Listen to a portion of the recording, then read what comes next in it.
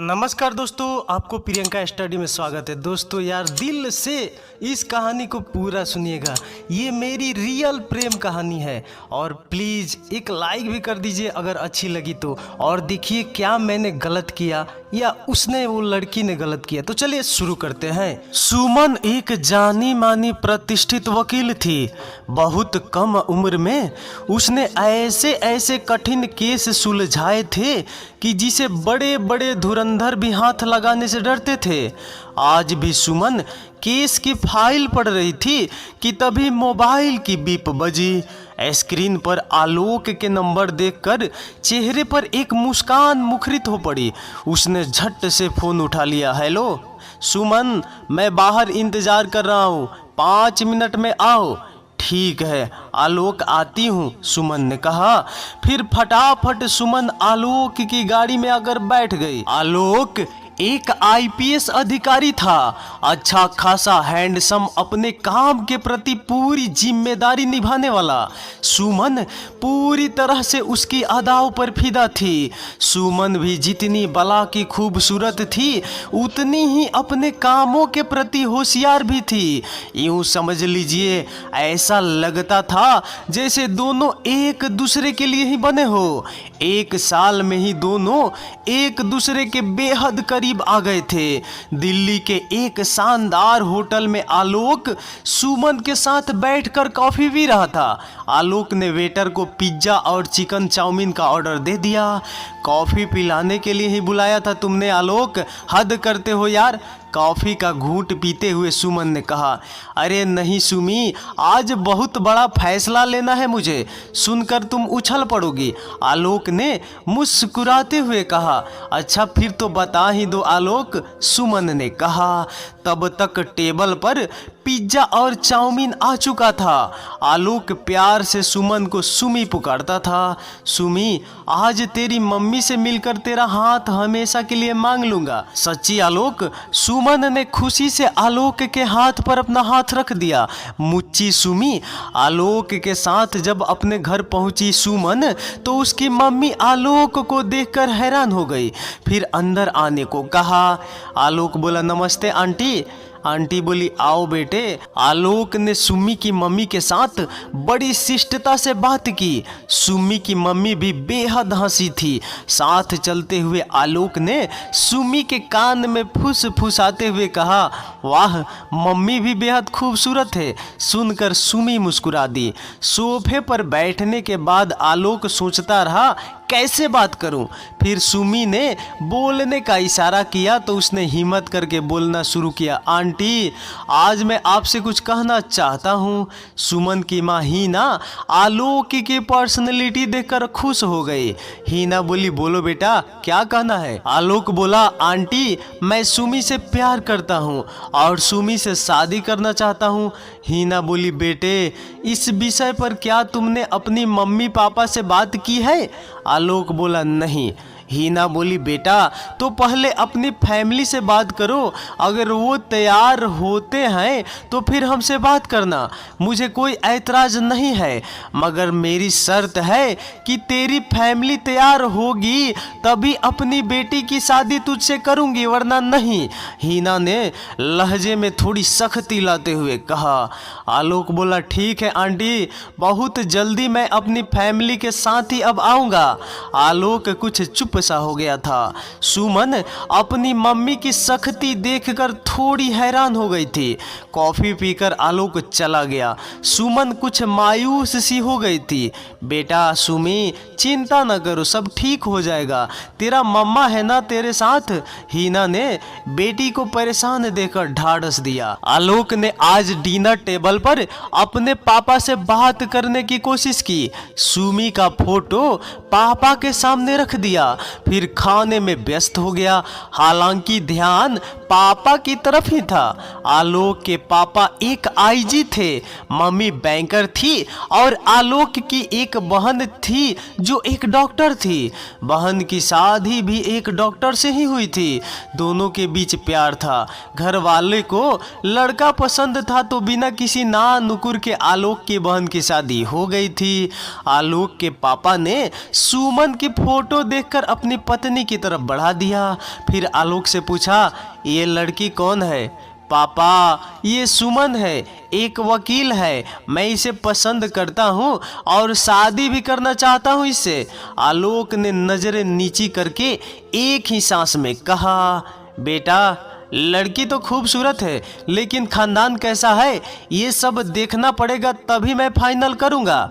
आलोक के पापा ने अपनी पत्नी और बेटे की तरफ देखते हुए कहा।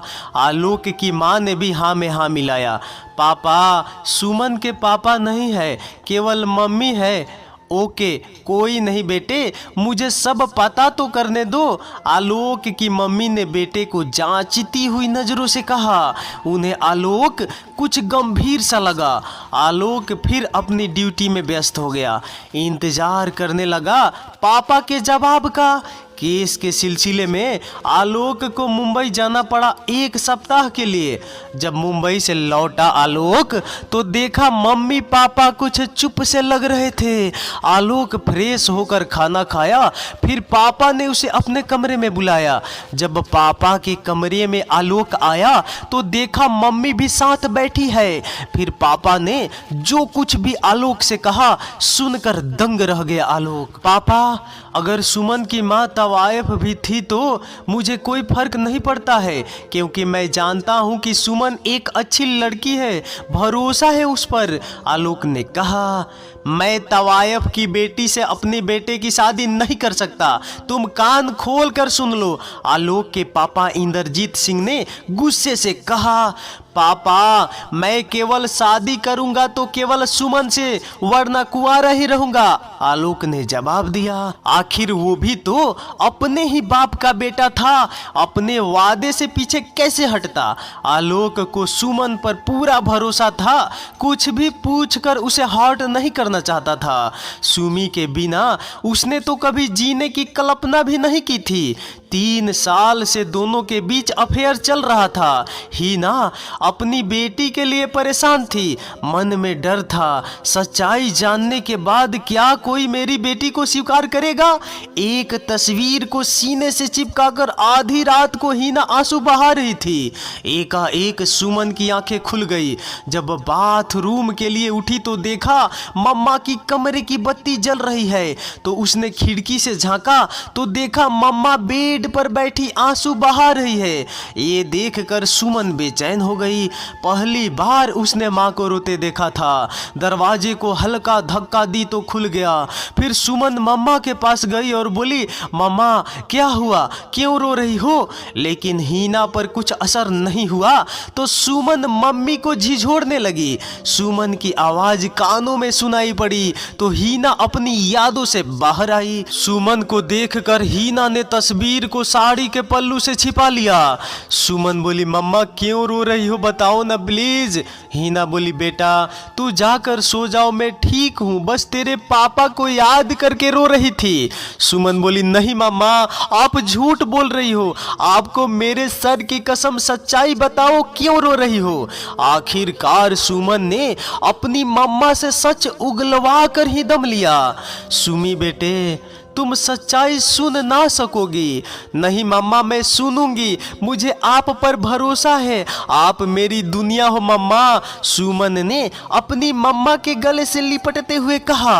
अब माँ ने अपनी बीती कहानी कहना शुरू किया। बेटा, मुझे चंपाबाई ने माँ बनकर पाला है। मैं एक तवायफ थी और हर शाम को मुजरे किया करती थी। हीना ने बोलना शुरू कर दिया, आंखों से आंसू भी बह रहे थे। एक दिन मैं मुजरा कर रही थी कि तभी मेरी नज़र एक सजीले नौजवान पर पड़ी जो एक टक मुझे ही देख रहा था। उसकी आंखों में पवित्रता थी। आज तक किसी ने मुझे उस नज़र से नहीं देखा था। इसी तरह 1 महीने तक लगातार वह शाम को आता और मुजरा देखकर चला जाता। हम दोनों के ही दिल में चाहत की लौ जल उठी। हर दिन मैं उसका इंतजार करती थी। जिस दिन वह नहीं आता था तो बेचैन हो जाया करती थी। मेरे दिल में मोहब्बत की तड़प बढ़ती ही जा रही थी कि एक दिन मुजरे के खत्म होने के बाद वह मेरे पास आया और उसने बेताब होकर मुझे अपनी बाहों में भर लिया। मेरी भावनाओं को भी संबल मिला। आज हमारे दिल की प्यास बुझी थी। फिर कमरे में आकर उसने बहुत सारी प्यार की बातें की। उसने अपना नाम देवांश बताया था। मैं उसे प्यार से देव कहने लगी थी। उसका प्यार पाकर मैं जी उठी थी। एक बार एक सेठ ने मेरी नथ उतारने के लिए चंपाबाई को 10 लाख रुपए दे दिए थे, मगर मैंने साफ इनकार कर दिया। मैंने कह दिया था कि मैं अपना जिस्म नहीं बेचूंगी। वो सेठ मुझे धमकी देकर चला गया। मेरी खूबसूरती के बहुत चर्चे थे। हर कोई पैसे लुटाने को तैयार बैठा था। जब ये बात देव को पता चली तो गुस्से से वह पागल हो गया। उसने सेठ को जान से मारने की सौगंध खा ली थी। किसी तरह मैंने उसका गुस्सा शांत किया। देव 3-4 दिन तक हमसे मिलने नहीं आया। जब चौथे दिन मिलने आया तो मेरे लिए एक लाल जोड़ा लाया था। कहा, हीना, इसे लिबास को पहनकर तैयार हो जाओ, आज रात हमारी शादी है। ये सुनकर मेरे कानों को यकीन नहीं हुआ। मैंने कहा, फिर से कहना देव। हीना, आज हमारी शादी है, सारी व्यवस्था कर ली है हमने। कोई और वैसी हरकत करने की हिम्मत करेगा, उससे पहले ही मैं तुझे अपनी दुल्हन बना लूंगा।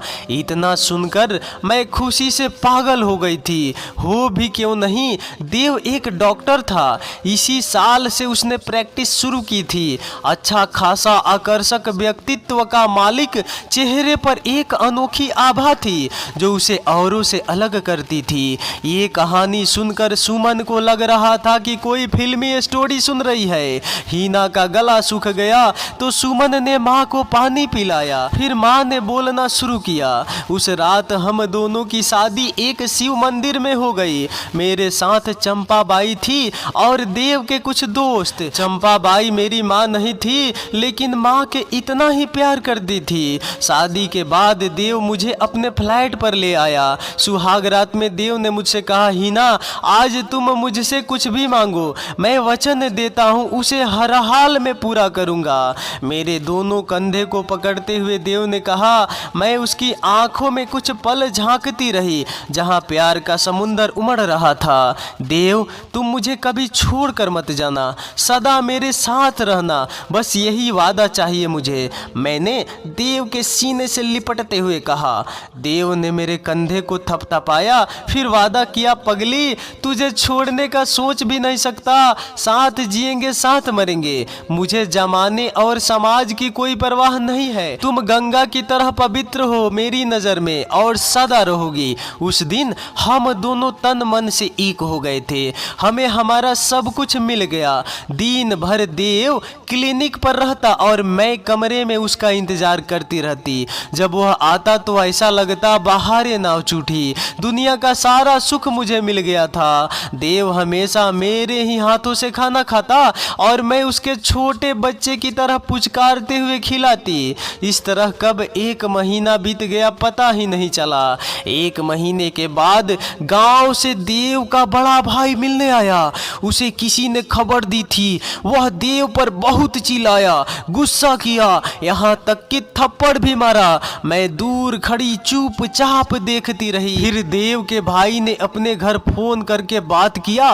कल होके दोनों भाई में सुलह हो गई थी। दोनों प्यार से बातें कर रहे थे। मेरे दिल को तसल्ली मिली और कुछ डर भी लगा अंदर से।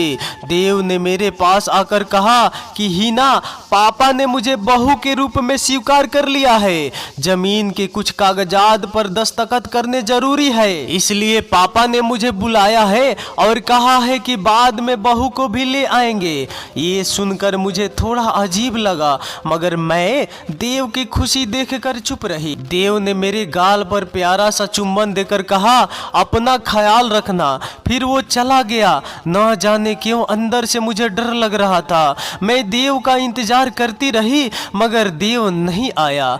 15 दिन के बाद देव का बड़ा भाई एक पहलवान के साथ आया और मुझे तलाक का पेपर पकड़ा दिया। कहा कि अगर देव को जिंदा देखना चाहती हो तो इस पेपर पर दस्तखत करो, वरना देव को जान से मार डालेंगे। ये सुनकर मेरी जान ही निकल गई और मैंने तलाक के पेपर पर दस्तखत कर दिया। मैं गम से निढाल हो गई थी। फिर कुछ दिनों बाद मुझे उल्टी आनी शुरू हो गई। डॉक्टर से दिखाया तो उसने कहा कि माँ बनने वाली हूँ। 9 महीने बाद एक बेटी को जन्म दिया मैंने। मैं अपनी बेटी को अपने साये से भी दूर रखना चाहती थी, नहीं चाहती थी कि देव की बेटी को कोई तवायफ कहे, इसलिए 3 साल की आयु से ही तुझे हॉस्टल में अपने से दूर रखा। बस कभी कभी मिलने जाती थी। मैंने फिर से मुजरा करना शुरू किया, तुम्हें पढ़ाया लिखाया। जब तुम कमाने लगी तो मैंने उस धंधे को छोड़ दिया। मैंने अपना जिस्म कभी नहीं बेचा। मेरी बेटी सुमी, बेटा तेरी शक्ल सूरत पूरे तेरे पापा से मिलती है। तुझे अपने से दूर रखा, कभी महसूस होने नहीं दिया कि तेरी माँ एक तवायफ है। तुझे पढ़ा लिखा कर इस काबिल बनाया, मगर तेरी शादी को लेकर चिंतित हूँ। सुमी बेटा मुझे माफ कर देना, तेरी गुनहगार हूँ। हीना ने रोते हुए अपनी बेटी के आगे हाथ जोड़ दिए। अपनी माँ की कहानी सुनकर सुमन की आंखों से आंसू बहने लगे। आंसू बहाते हुए सुमन को अपनी माँ इस दुनिया की सबसे पाक औरत लगी थी। माँ आप तवायफ नहीं एक देवी हो। अगर ये समाज कहता है कि मैं तवायफ की बेटी हूँ तो भी मुझे कोई फर्क नहीं पड़ता है। मुझे गर्व है कि मैं तवायफ की बेटी हूँ। हीना ने अपनी बेटी को गले से लगा लिया। आलोक बहुत परेशान था। उसने अपने पापा के बेहद करीबी दोस्त से मदद मांगी तो उसने वादा किया वो उनकी मदद करेंगे। आलोक हर हाल में सुमन को पाना चाहता था, किसी कीमत पर खोना गंवारा नहीं था उसको। फिर आलोक के पापा को उनके दोस्त ने बहुत समझाया कि एक बार लड़की को सामने से तो देख लो, उसके बाद फैसला करना। नहीं चाहते हुए भी अपने दोस्त की बात मान लिया। आलोक के पापा ने और सभी सुमन को देखने उनके घर आ रहे थे। सुमन के तो हाथ पांव फूले जा रहे थे। हल्की फुल्की मेकअप के साथ तैयार होकर इंतजार करने लगी। गेट खोलने सुमन ही गई थी। आलोक के मम्मी पापा आलोक और उनके साथ एक आदमी को देखकर सुमन को उसका चेहरा अपना सा लगा, मगर उसने ध्यान हटाकर सबको कमरे में बैठाया। आलोक के पापा ने सुमन से कहा बेटा अपनी मम्मी को बुलाओ। जब कमरे में हीना आई तो सबको नमस्ते की। फिर उसकी नजर जब आलोक के पिता के बगल में बैठे आदमी पर पड़ी तो हीना बेहोश हो गई। यह देखकर आलोक के पिता के साथ आया हुआ आदमी हीना कहकर जोर से चिल्लाया और फिर हीना को गोद में ले लिया। पानी के छींटे मारे तो हीना होश में आई। सभी एक दूसरे को देख रहे थे और भूत बन गए थे। इस सूरत हाल पर किसी को भी कुछ समझ नहीं आ रहा था। फिर देव ने कहा हीना तुमने क्यों मुझे तलाक दिया था, और रोने लगा। हीना बोली देव तेरे भैया ने धमकी देकर मुझसे तलाक के पेपर पर दस्तखत कराए, वरना वो तेरी जान ले लेते। एक दूसरे के बाहों में लिपटे बरसों के बिछड़े प्रेमी अपनी ही धुन में खो गए। हीना मैंने दूसरी शादी नहीं की क्योंकि तुमसे वादा किया था तेरे अलावे कोई और नहीं आएगी। देव ने हीना की आंखों में झांक कर कहा मम्मा चुप हो जा। जब सुमी ने कहा तो हीना ने देव को इशारा किया देव ये हमारी बेटी है।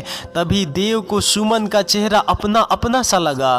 फिर देव ने अपनी बेटी को सीने से लगा लिया और अपने दोस्त इंद्रजीत की ओर मुंह करके कहा जीत मेरी बेटी तवायफ नहीं है, बोलो क्या मेरी बेटी का रिश्ता मंजूर है।